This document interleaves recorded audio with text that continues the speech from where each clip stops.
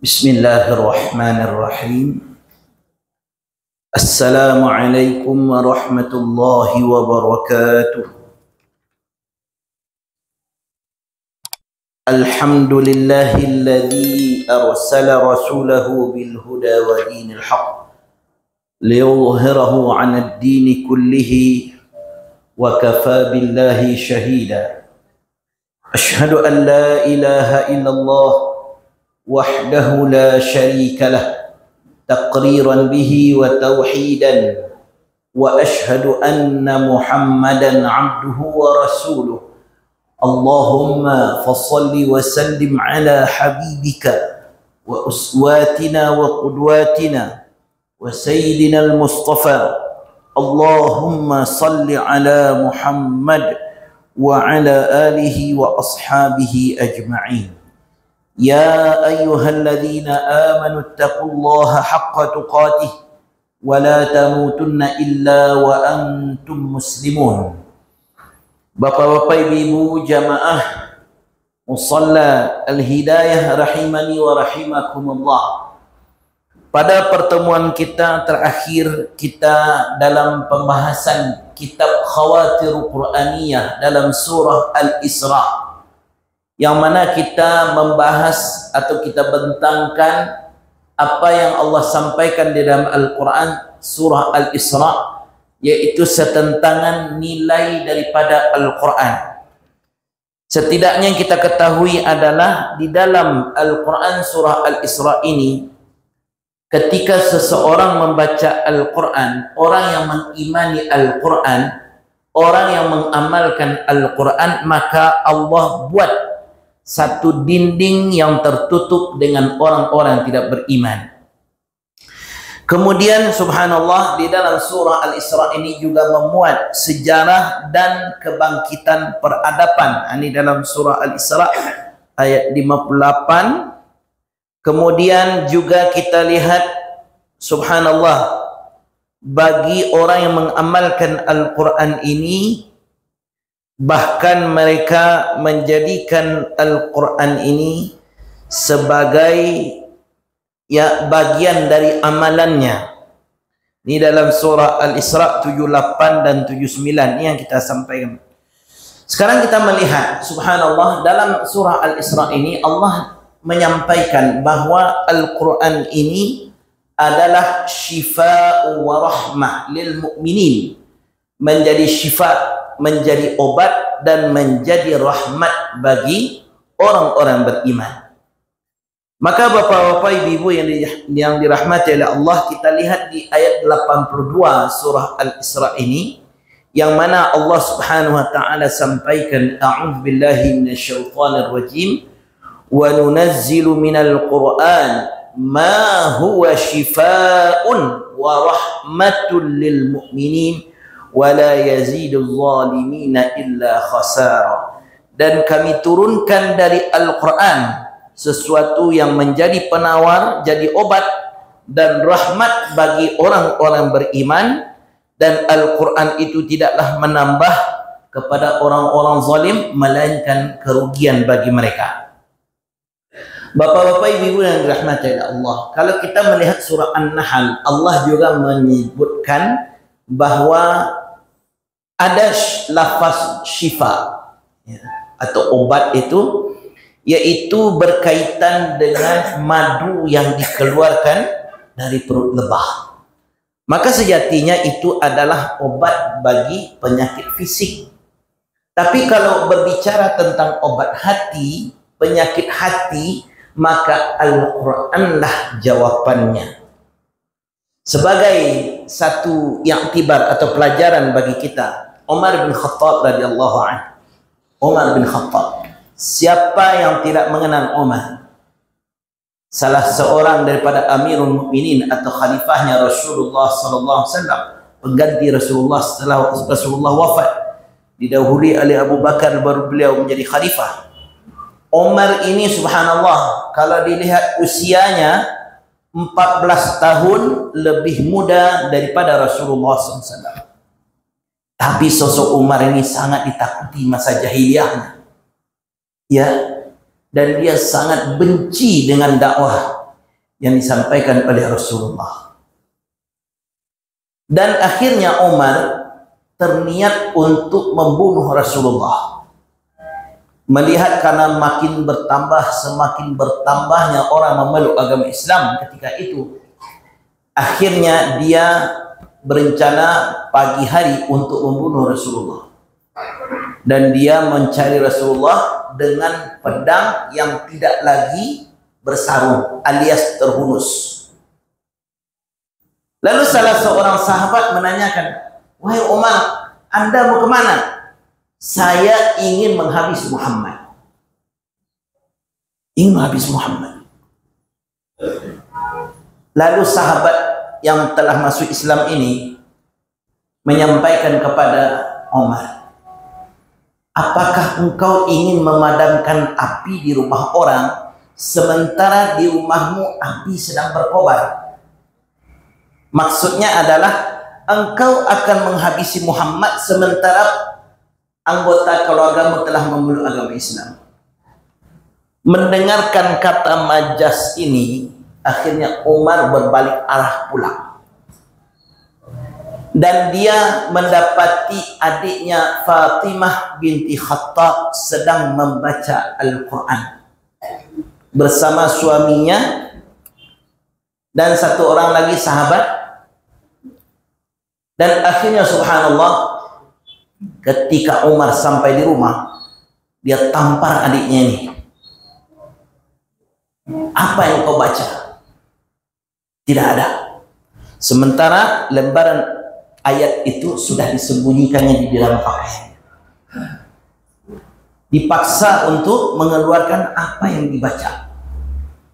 Pada akhirnya Fatimah ini mengatakan, "Saya membaca lembaran daripada Al-Quran dan Umar ingin membacanya, lalu ya aku tidak akan memberikannya sebelum engkau mensucikan diri." Umar pun mandi. Setelah mandi, dilihatlah lembaran Al-Quran itu. Dan subhanallah Bapak Ibu, ternyata yang dibaca oleh Umar itu adalah surat Thaha. Surat Thaha, surat 20 dalam Al-Quran, yang mana yang dibaca oleh Umar itu adalah dari ayat pertama, "A'udzu billahi minasyaitonir rajim. Thaha, ma anzalna 'alaika al-Qur'ana litashqa." Kami tidaklah menurunkan Al-Quran ini agar engkau menjadi susah. "Illa tadhkiratan liman yakhsha." Melainkan menjadi pengingat bagi mereka yang takut kepada Allah. "Tanzilan mimman khalaqal arda was samawatil ula." Yang diturunkan dari zat yang menciptakan bumi dan langit yang maha tinggi. "Ar-Rahmanu 'alal 'arsy istawa." Allah yang maha pengasih, yang di atas arasy, yang bersemayam di arasy yang tinggi. Kemudian lahu ma fis samawati wa ma fil ard. Dialah pemilik langit dan bumi, wa ma bainahuma, dan apa di antara keduanya, wa ma tahta tsara, dan apa yang berada di bawah tanah. Wa in tajhara bil qawli fa innahu ya'lamu sirra wa akhfa. Dan apa-apa saja yang kamu keraskan dalam perkataan atau kamu sirkan atau kamu bisikkan, Allah tahu. Allahu la ilaha illahu. Dialah Allah, tiada Tuhan selainnya. Lahul asmaul husna. Apa reaksi Umar membaca ini? Setiap ayat yang dibaca, karena dulu belum di kertas, mungkin di atas kulit atau di pelepah kurma atau apalah.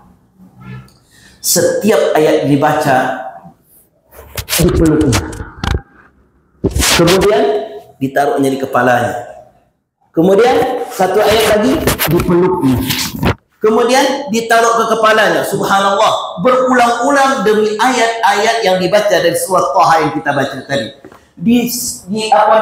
Direngkuh, ya, dipeluk, dan dia meletakkan di kepalanya. Subhanallah, tadinya hatinya keras untuk membunuh Rasulullah, tapi ketika dibacakan ayat Al-Quran ini kepadanya, setiap ayat demi ayat yang dibacanya, dipeluknya dan ditaruhnya di atas kepala ini. Lalu dia bersumpah, wallahi, demi Allah, ma hadza qaulul bashar, ini bukanlah perkataan manusia. Subhanallah. Sampai akhirnya Umar minta diantarkan di mana Rasulullah. Iya, diantarkan untuk berjumpa Rasulullah. Akhirnya diantarkan berjumpa dengan Rasulullah. Lalu dia mengucapkan dua kalimat syahadat, asyhadu an la ilaha illallah wa asyhadu anna Muhammadan abduhu wa rasuluh. Masya Allah. Apa pelajaran kita ambil dari Umar ini, Bapak Ibu yang dirahmati Allah? Kalau ada penyakit hati, kita sulit untuk dinasihati, sulit menerima kebenaran, tidak ada tergugah dengan ayat-ayat Al-Quran, tidak ada merasa tersentuh dengan Al-Quran, berarti ini ada masalah antara kita dengan Al-Quran. Lihat Umar, sekeras apapun Umar, Allah lembutkan hatinya dengan Al-Quran. Masya Allah. Tadi paginya masih niat mau membunuh Rasulullah, siangnya masuk Islam. Dan Umar ini memiliki satu karakter. Kalau benar, ya benar. Kalau salah, ya salah. Batil, ya batil. Iya. Dan akhirnya subhanallah, Umar ketika telah menyatakan keislamannya, apa pertanyaan pertamanya kepada Rasulullah? Ya Rasulullah, alasna bil haqq. Wahai Rasulullah, bukankah kita ini dalam barisan orang-orang benar? Iya. Lalu kalau kita di barisan orang benar, kenapa dakwah ini kita sampaikan diam-diam? Sampaikan terang-terangan. Masya Allah, ini Umar baru masuk Islam, dia pula yang punya keinginan untuk mendakwahkan Islam ini secara terang-terangan. Ini luar biasa. Bayangkan dahsyatnya Al-Quran. Maka bagi kita yang masih separuh hati dengan Al-Quran, minimal bacalah. Iya, minimal baca. Kenapa? Karena boleh jadi itu asbabnya kita di antara sebab mendapatkan daripada syafaat kelak di akhirat. Sebagaimana sabda Nabi yang mungkin hadis ini sudah sering didengar, ya, iqra'ul Quran, bacalah Al-Quran, fa innahu ya'ti yaumal qiyamah syafi'an li ashabi. Bacalah Al-Quran, karena Al-Quran itu akan datang pada hari kiamat, akan memberikan syafaat bagi para pembacanya. Masya Allah, tabarakallah. Makanya bapak-bapak, ibu-ibu yang dirahmati oleh Allah Subhanahu wa taala, wajar Allah sampaikan di dalam surah Al-Isra ini bahwa Al-Quran ini adalah huwa syifaun wa rahmatul lil mu'minin. Menjadi syifa, menjadi obat, wa rahmatul lil mu'minin, dan menjadi rahmat bagi orang yang beriman. Bapak saudaraku kaum muslimin, itu di zaman Umar yang kita ceritakan apa yang terjadi hari ini. Dengan begitu banyaknya kita melihat berapa ribu kaum muslimin di Palestina sana, mereka yang terbunuh dengan kejamnya. Berapa anak-anak yang dihabisi oleh Yahudi, Zionis Yahudi. Tapi apa yang terjadi? Di balik itu ternyata hikmahnya. Melihat rumah mereka sudah hancur, anggota keluarganya sudah tiada, anak-anaknya hilang. Tapi ada satu yang tidak hilang dari kaum muslimin yang berada di sana. Apa yang tidak hilang? Keimanan kepada Allah. Akhirnya inilah yang menggugah orang-orang barat sana. Apa yang membuat mereka tetap berpegang kepada Allah, bergantung kepada Allah, sementara hartanya sudah habis, rumahnya sudah hancur, anggota keluarganya sudah banyak yang gugur, sementara tidak kehilangan iman. Akhirnya mereka membaca Al-Quran, dan hari ini di barat sana ribuan telah menyatakan keislamannya. Subhanallah. Makanya Allah sampaikan wa rahmatul lil mu'minin, menjadi rahmat bagi mereka yang beriman. Yang awalnya tak beriman, akhirnya Allah memberikan hidayah melalui Al-Quran yang disampaikan kepada kita. Maka berbanggalah kita sebagai umat Rasulullah. Karena apa? Al-Quran ini tidak hanya untuk kita, akan tetapi Al-Quran ini untuk manusia, agar manusia mau mengambil pelajaran di dalamnya. Bagi yang mengimani, mempercayainya, maka Allah berikanlah hidayah kepadanya. Mereka yang tidak membacanya dengan hati yang sehat, maka Allah tidak akan membukakan hidayah untuknya. Demikian saja. Lakum min hubwa du'a. Subhanakallah wa bihamdika asyhadu an la ilaha illa anta astaghfiruka wa atubu ilaik. Assalamualaikum warahmatullahi wabarakatuh.